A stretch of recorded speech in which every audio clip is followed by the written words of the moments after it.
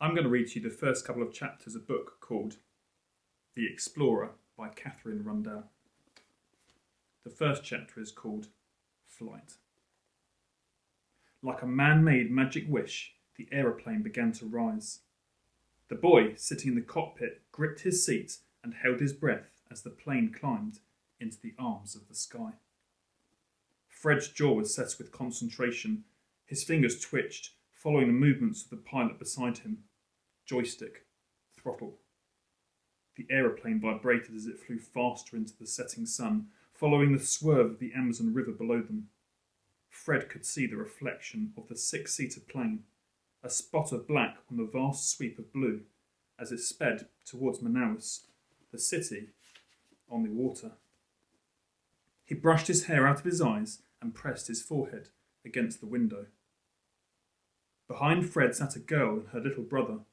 They had the same slanted eyebrows and the same brown skin, the same long eyelashes. The girl had been shy, hugging her parents until the last possible moment at the airfield. Now she was staring down at the water, singing under her breath, her brother trying to eat his seatbelt. In the next row, on her own, sat a pale girl with blonde hair down to her waist. Her blouse had a neck ruffle that came up to her chin, and she kept tugging it down and grimacing. She was determinedly not looking out of the window. The airfield they just left had been dusty and almost deserted, just a strip of tarmac under the ferocious Brazilian sun.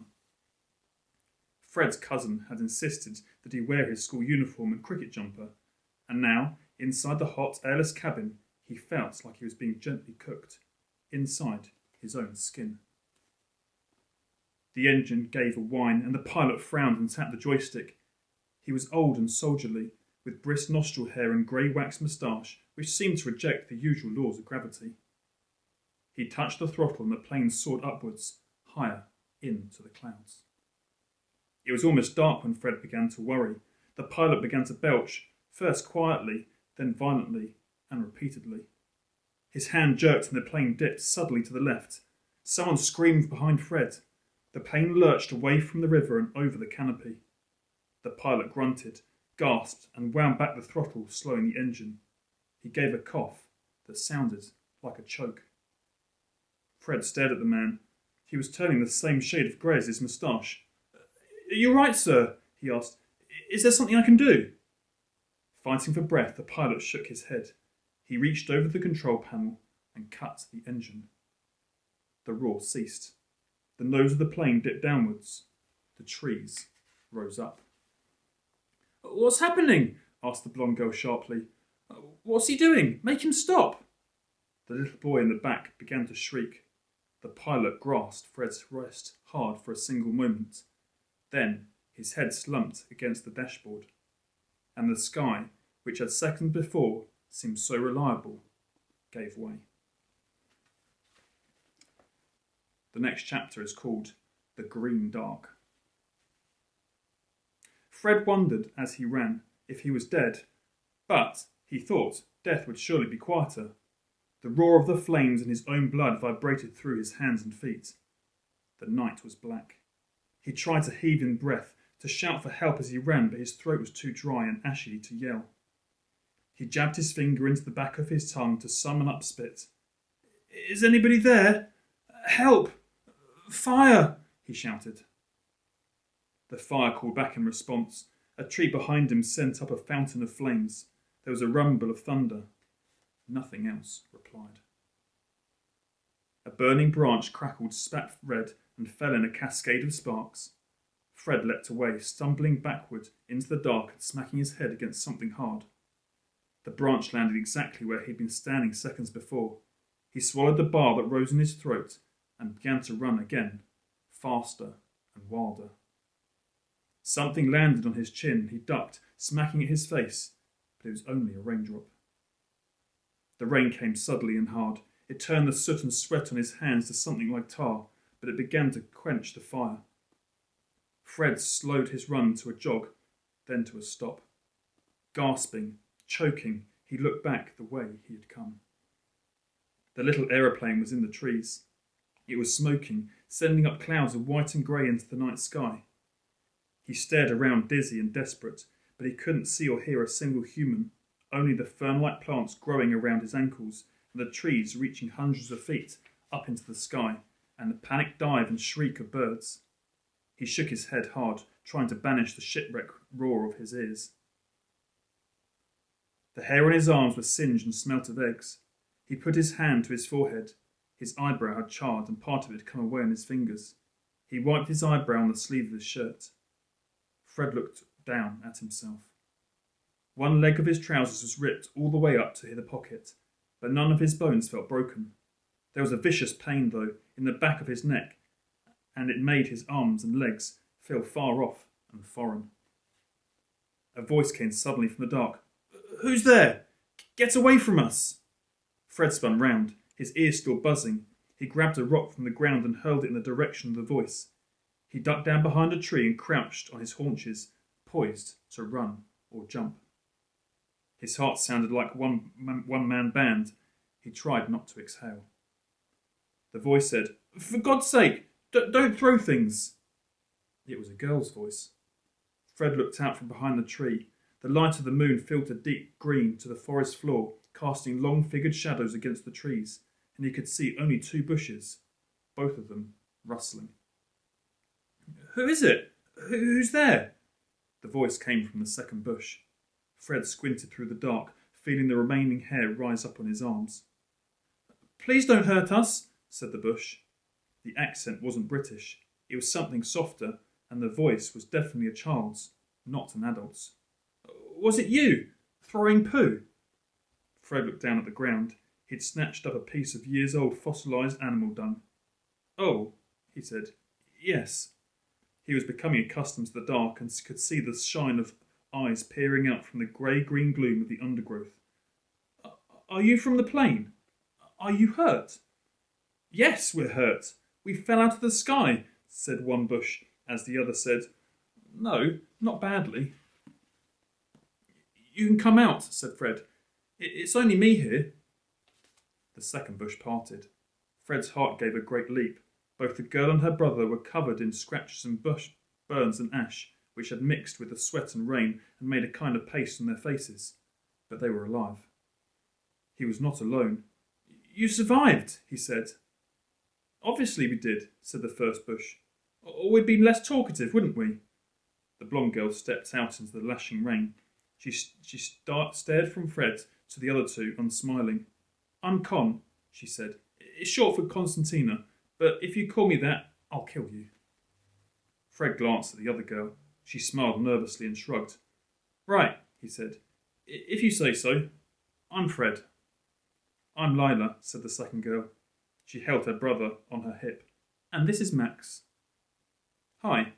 Fred tried to smile, but it made the cuts on his cheek stretch and burn, so he stopped and made do with a grin that involved only the left half of his face. Max was at a breathless stage of crying, and he clung to his sister so tightly his fingers were pressing bruises on her skin. She was leaning over to one side to hold him up, shaking with the effort. They looked, Fred thought, like a 2-headed creature, arms entwined. "Is your brother badly hurt?" he asked. Lila patted her brother desperately on the back. "He won't talk. He's just crying." Con looked back towards the fire and shivered. The flames cast a light on her face. She was no longer blonde. Her hair was grey with soot and brown with blood, and she had a scratch on her shoulder that looked deep. "Are you all right?" he asked, wiping the rain off his eyes.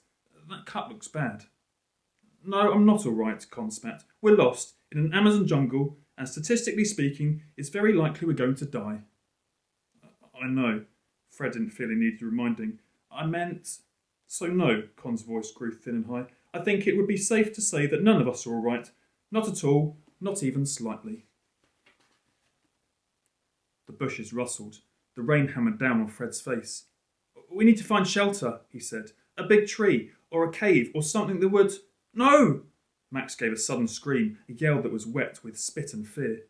Fred stepped backwards, raising his hands. "Don't cry, I just thought..." Then his eyes followed Max's pointing finger. There, 3 inches from Fred's shoe, was a snake. It was speckled brown and black, patchwork to match the jungle floor, and its head was as big as a fist. For 1 second, nobody breathed. The jungle waited. Then Max let out a second scream that dug deep into the night, and the 4 of them turned and fled.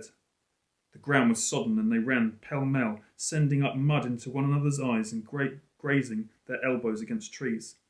Fred ran as if his body were not his own, faster than he'd ever run, his palms stretched ahead of him. He tripped over a root and turned a full somersault, coming up spitting earth. He ran on. The rain blinded him and shadows flashed past him into the darkness. There was a yell behind him. "Please, Max," said Lila. Fred turned back, skidding in the mud. "He won't run." Lila bent over her brother. "And I can't carry him."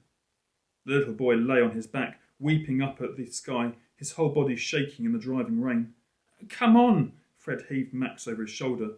The boy was far heavier than he'd expected, and he screamed as Fred lifted him, but Fred grabbed both of Max's knees and started running, his whole body screaming with pain.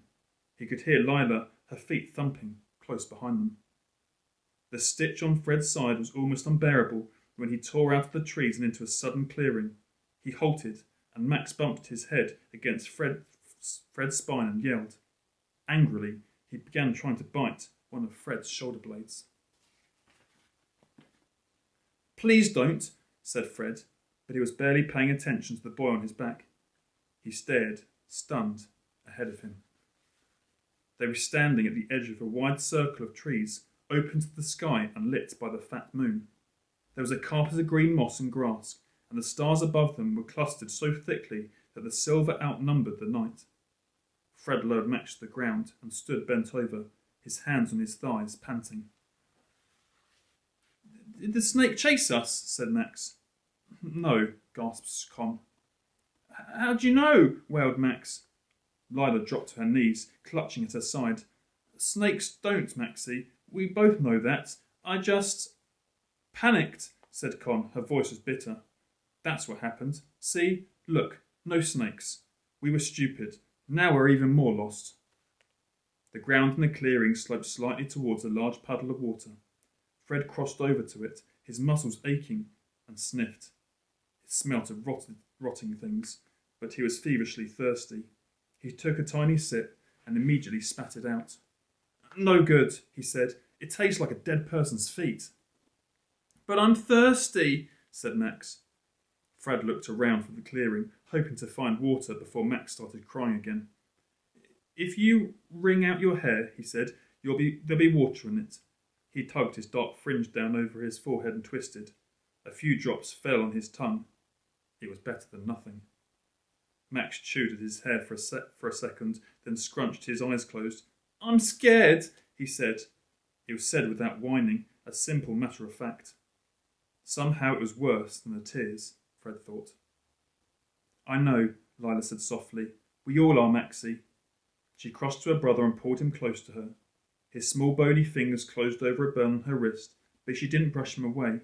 She began to whisper in his ear in Portuguese, something soft, almost a song, a lullaby. They were both shaking slightly. Fred swallowed. "All this will look less bad in the morning," he said. "Will it?" said Con. There was a bite to the question. "Will it really?" "It can look much worse," he said. "Once it's light, we'll be able to work out a way to get home." Con looked hard at him. There was challenge in the look, and Fred stared, unblinking back at her. Her face was all geometry, sharp chin, sharp cheekbones, sharp eyes. "What now then?" she said. "Our Mama and Papa say," began Lila. The mention of her parents made her face crease and crumple, but she swallowed and went on. "They always say, you need to sleep before you think. They say, when you're exhausted, you do stupid things. And they're scientists. So we should sleep." Fred found his whole body was aching. "Good. Fine. Let's sleep." He lay down on his side in the wet grass. His clothes were soaked through, but the air was warm. He closed his eyes. Perhaps he would wake up in his bed at school, he thought, next to the snoring of his roommates Jones and Screece. An ant crawled over his cheek. "But aren't we supposed to stay awake in case we die of concussion?" said Con. "I think if we've got concussion, we'd be dizzy," said Lila. Fred, already half asleep, tried to work out if he was dizzy, the world began to spin away from him. "If we all die in the night, I'm blaming both of you," said Con. It was on that cheering thought that Fred felt himself dropping down away from the jungle and the thick night air, and in to sleep. So that's the first couple of chapters of this book called The Explorer. Perhaps it's a book that you might want to get to carry on reading and find out what happens next.